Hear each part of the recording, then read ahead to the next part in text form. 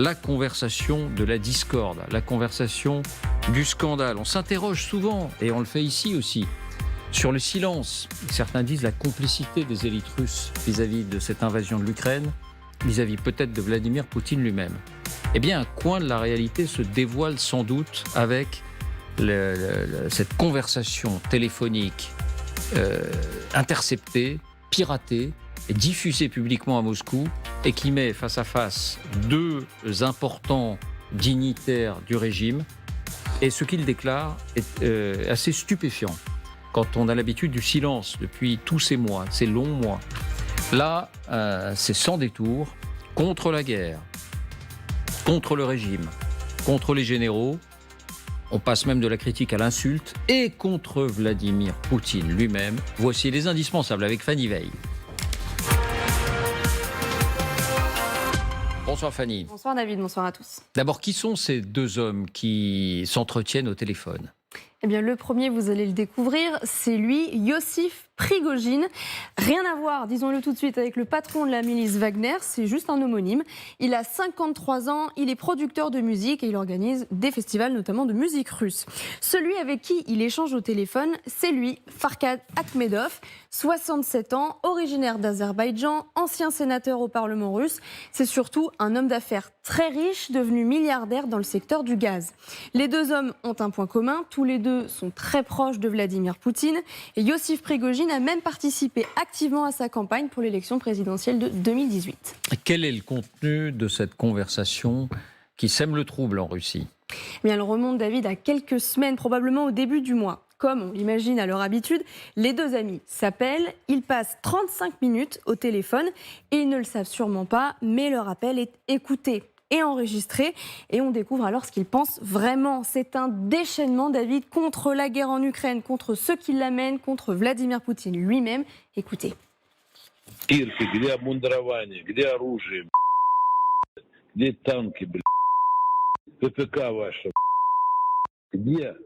Нету, все проели, все профукали, Воевать так воевать, а даже воевать не можем. Потому что, армия обеспечить не могут. Да. Нет идеологической работы. Каждый день эта война сколько стоит, сколько невинных людей сколько крови пролито. За что? За что? Братоубийственная война. Alors, si on en croit le nombre de bips, il y a beaucoup d'insultes, il y a beaucoup de propos carrément orduriers. Fanny. Oui, et le ton va rester le même pendant de longues minutes. Trois hommes en particulier concentrent les attaques de ces deux oligarques. L'ancien vice-premier ministre et proche de Poutine, Igor Sechin, le patron de la société d'armement Rostec, Sergueï Chemezov, que voilà, et le chef de la garde nationale, Viktor Zolotov. Et plus globalement, en fait, tout le système Poutine, tout le pouvoir russe, il les accuse d'avoir mis la Russie à genoux. В своей парадигме, они живут в своем мире. Гнилые там. Это правда. Всех яхты, миллиарды. Всех дети олигархи. Магнит, у второго там хрен, у второго кобальт, золото, нефть, газ. Столько лет, 22 года. Да. Страну можно было. За 30 лет Дубай построили, Дубай за 30 лет построили. За 40, да, 40 лет. 40 лет, Можно было страну сделать. Да. Что мы построили, Что сделали, Там просто хаос, Хаос. Да. Наши детей, их будущее, их судьбу, Да. Bip, bip, bip. Vous avez écouté cette conversation, vous aussi Vincent, vous avez une précision ? Alors une précision factuelle que je dois à Julia Davis, cette analyste américaine qui anime précisément ce site Russian Media Monitor. Elle a dénombré 157 occurrences du mot P 3 petits points ou équivalent en russe pendant cette conversation. P 3 petits points. Disons-le en anglais, alors si on ne veut pas choquer des oreilles innocentes. En l'occurrence en anglais, c'est plus ce qui correspondrait à fuck ou fucking. Fuck ou fucking. Bon. Mais alors, ce qui retient l'attention, Fanny, et encore davantage que ce qu'on vient d'entendre, parce que les propos sont frappants sur qu'ont-ils fait depuis 30 ou 40 ans. Ils n'ont rien fait. C'est que la personne même de Vladimir Poutine n'est pas épargnée. Et oui, c'est là que ça devient éclairant. Ces deux hommes qui cultivent depuis des années une image de loyauté absolue envers le maître du Kremlin, eh bien là, le traitent de tous les noms. Не, он не спасет, это за все он отвечает. Народе он сатана. Он не рулевой, он не рулил, он дали медиа там и так далее, героя. А в таких ситуациях он оказался вот тем, кем он сейчас есть. Все. И вся его команда такая. Да, пустышка, бля. Пустышка. Пустышка. Пустышка. Закомплексован и этот, и второй лилипут. Недоросший, закомплексован. Ненавидят, силовики все их ненавидят. Sans détour. Voilà pour cette conversation. Un mot simplement, Fanny, comment est-ce qu'elle est devenue publique ? Mais on ne saura jamais comment et qui et comment leur conversation a été enregistrée, mais elle a été diffusée pour la première fois par une chaîne ukrainienne, Channel 5. Les deux hommes ont d'abord nié avoir eu cette conversation, ils ont dénoncé une machination, mais trop tard, le FSB avait déjà authentifié leur voix. Ils ont donc ensuite reconnu, mais plaidé le montage. Ils ont dit que leurs propos avaient été tronqués. Voilà. Ils ont été contraints de reconnaître que c'était bien leur voix, en tout cas. Merci Fanny. Je me tourne vers vous, Anne, qui connaissez bien cette société russe. Est-ce que ça vous a surpris ? Parce qu'on parle effectivement depuis longtemps du silence des élites russes. Et là, ce qui est dit, on ne l'avait pas entendu encore. Alors, ce qui m'étonne, ça n'est pas que ça, ce qui a été dit. Ce qui m'étonne, c'est que ce soit rendu public. Et la première chose d'abord, comment est-ce que ces deux hommes ne se sont pas méfiés ? Parce que les écoutes téléphoniques en Russie, c'est archi banal. Et donc, les murs ont des oreilles. Nous savons tous ça depuis très, très, très longtemps. Comment est-ce qu'ils n'ont pas été plus prudents, ils n'ont pas ressenti la nécessité d'être plus prudents? Ça reste... Ça, pour le coup, pour moi, c'est étonnant. Sinon, ce qu'ils disent, ils disent tout simplement... Pardonnez-moi, Anne, ça veut dire que vous avez un doute, vous, peut-être, sur l'authenticité de cette conversation? Non, c'est pas ce que vous vouliez dire. Non, c'est pas ce que je veux dire. Non, je pense que... Non, je n'ai pas de doute sur l'authenticité. Peut-être qu'ils se jugeaient insoupçonnables de tout sentiment critique et donc certains de ne pas être sur écoute. Oui, peut-être. Tout à fait possible. Mais par contre, ce qu'ils disent, non, c'est pas étonnant. Les oligarques, en fait, on sait depuis très longtemps que pour eux, il est évident que cette guerre est une catastrophe. C'est une catastrophe pour leurs affaires, c'est une catastrophe pour leurs intérêts personnels. Rappelons que la plupart de ces oligarques avaient des liens très étroits avec l'étranger, notamment avec l'Europe. Ils envoyaient leurs enfants faire des études à l'étranger, ils achetaient des biens immobiliers à Londres, de somptueux à Londres, à Paris, sur la Côte d'Azur et ailleurs, et parfois une partie de leur famille résidait carrément à l'étranger. Tout ça est parti en fumée dès le début de cette guerre.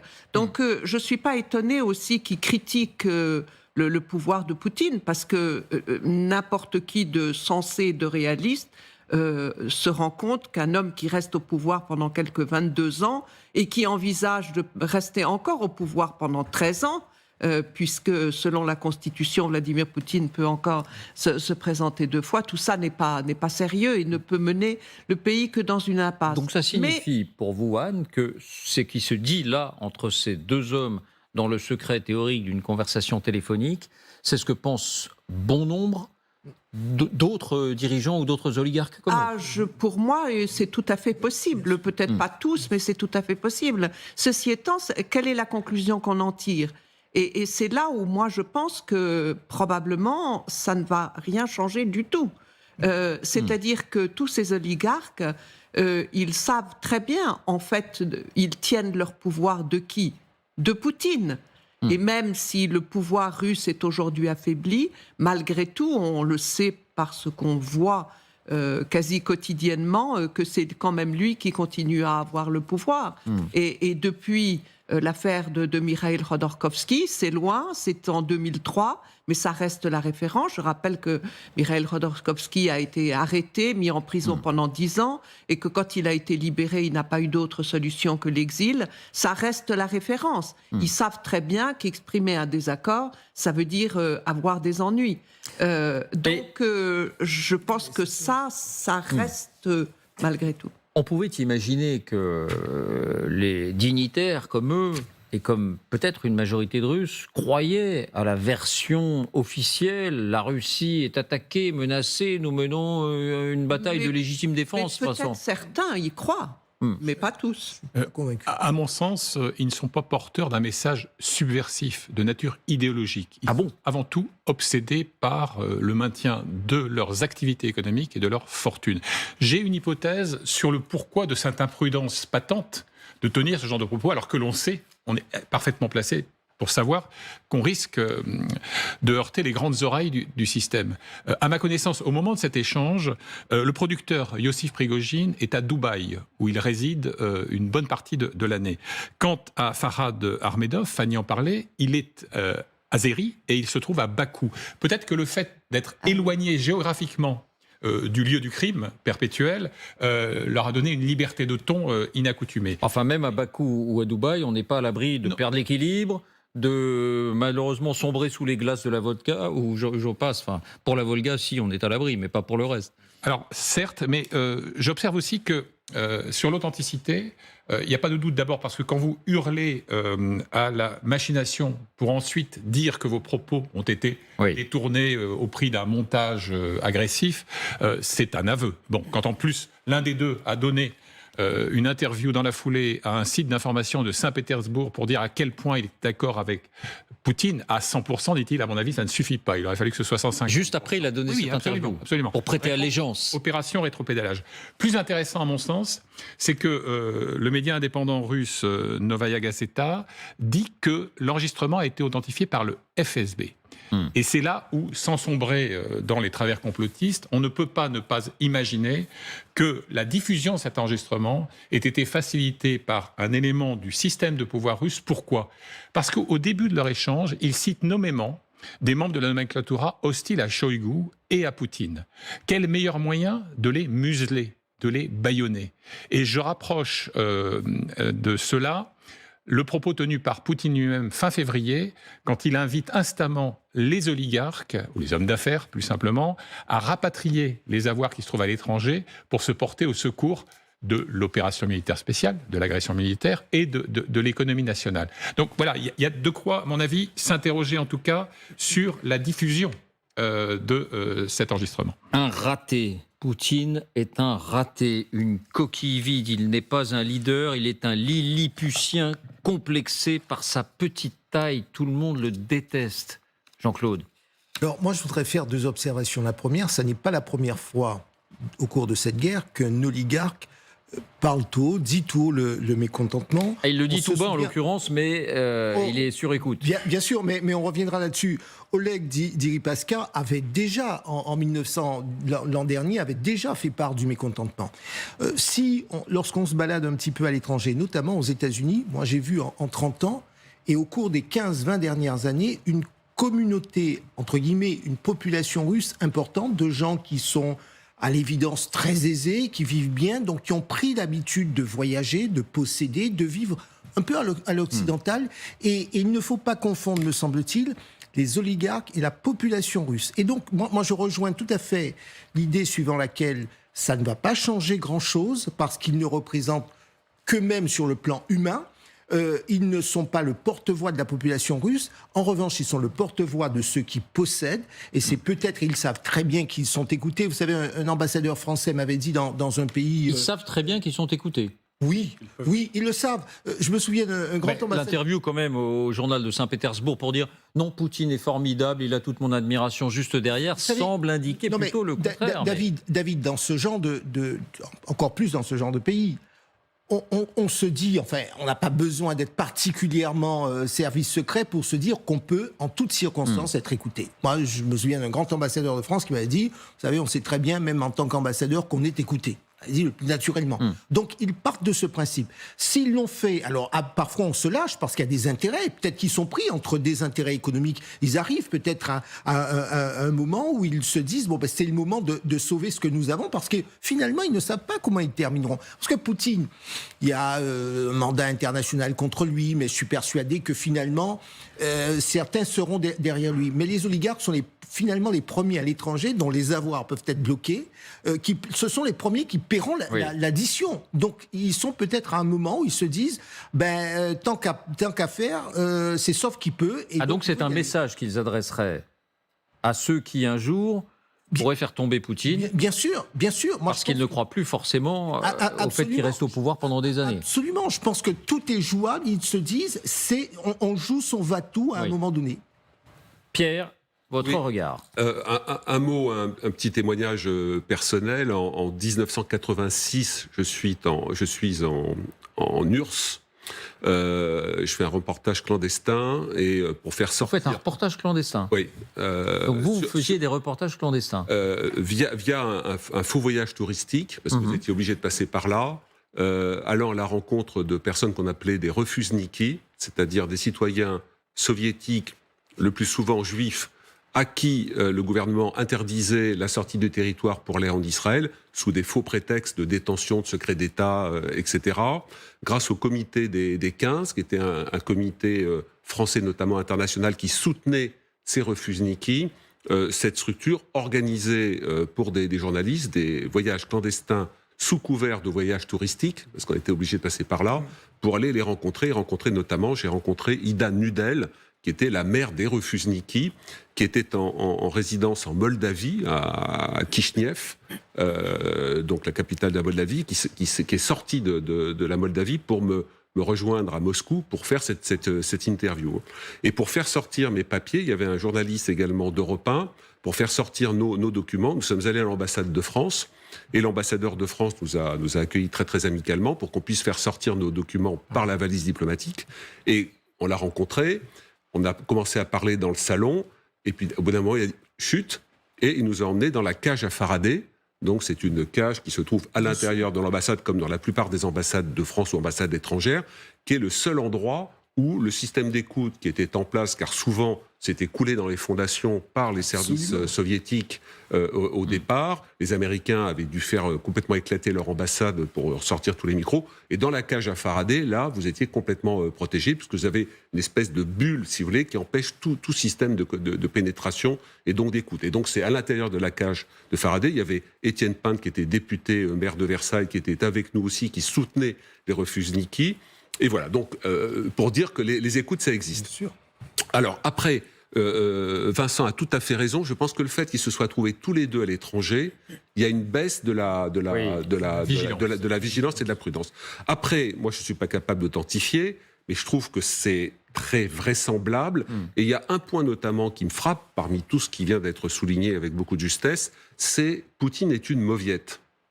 Et ça correspond à quelque chose que j'entends depuis un certain temps. Pour vous donner un exemple que j'ai rapporté la semaine dernière sur un plateau d'LCI, quand le général Sourovikine, qui était commandant en chef de l'opération spéciale, a été limogé par le duo Shoigu-Gerasimov, donc il y a déjà plusieurs mois, eh bien, Poutine a attendu 1 mois pour co-signer la démission de Sourovikine. C'est-à-dire pendant 1 mois, Sourovikine ne savait pas s'il était encore commandant en chef ou pas, et Poutine a attendu.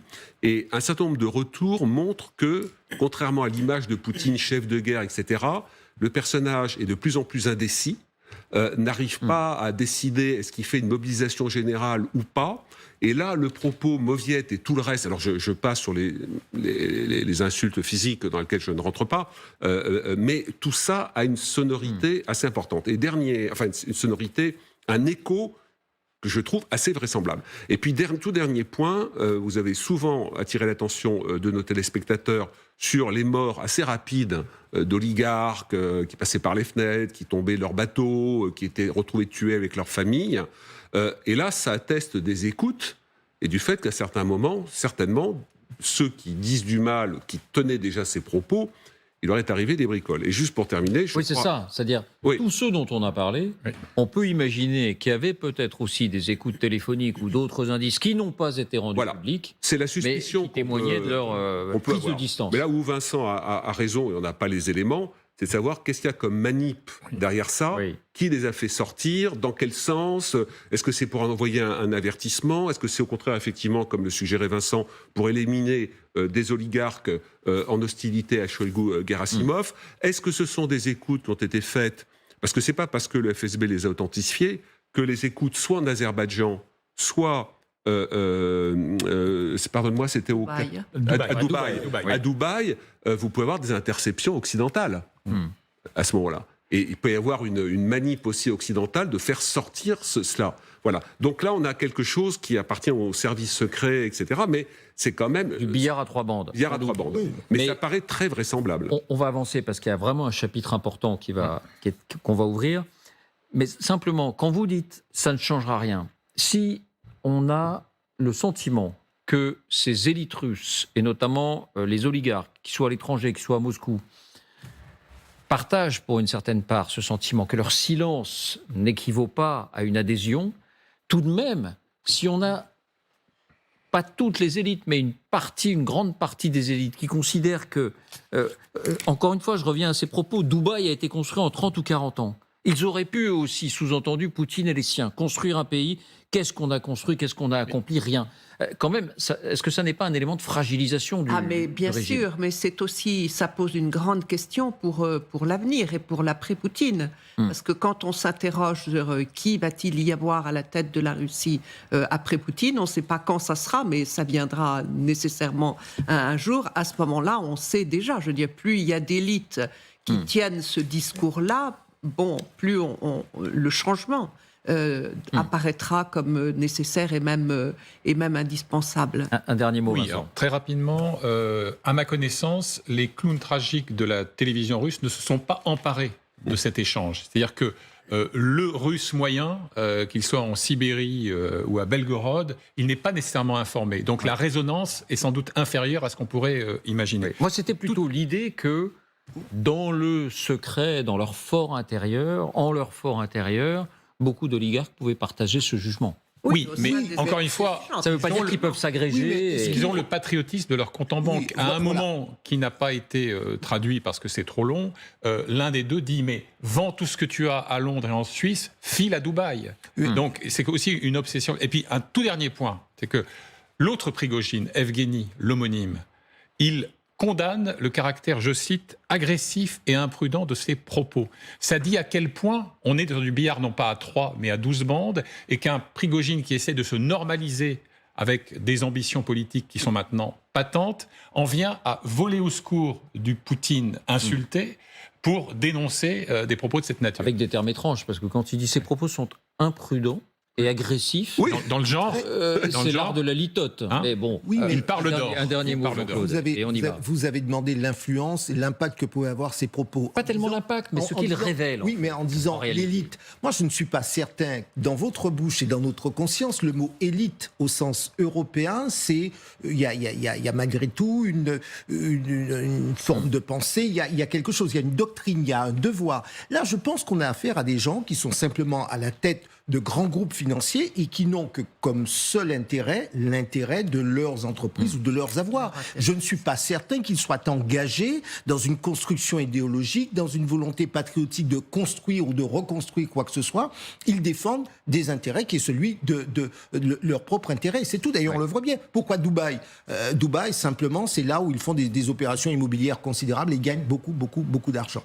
Ce qui va dans le sens de votre hypothèse, c'est le fait que Poutine, régulièrement dans ses discours, et notamment dans son dernier discours fleuve sur l'état de la fédération, a à nouveau menacé les oligarques, a rappelé qu'ils étaient effectivement apatrides, qu'ils n'étaient pas patriotes. Et ça, il le fait assez régulièrement. Qu'est-ce que ça veut dire ? Ça veut dire que ce type d'écoute, il en a certainement fréquemment, et qu'il envoie des messages parce qu'il prend en compte cela. Donc, je crois que vous avez raison, ça révèle un état d'esprit.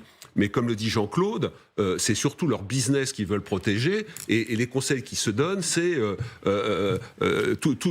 vends tes actifs, touche le Grisby et barre-toi. C'est bon coup à la bourse. Bien. Voilà.